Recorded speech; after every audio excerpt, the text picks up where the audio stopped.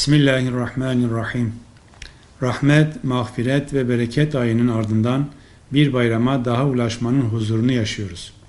Bayramlar kardeşliğin pekiştiği, kırgınlıkların sona erdiği, yardımlaşma ve dayanışma duygularının zirveye ulaştığı müstesna zamanlardır.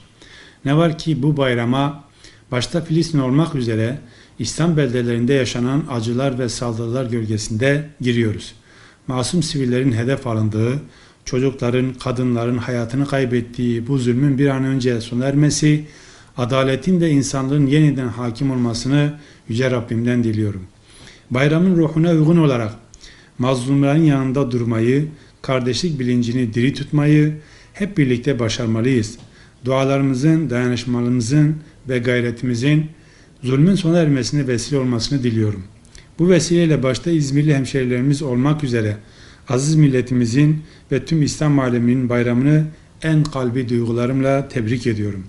Adaletin, huzurun ve refahın hakim olduğu daha güzel günlere ulaşmak dileğiyle Ramazan bayramımız mübarek olsun.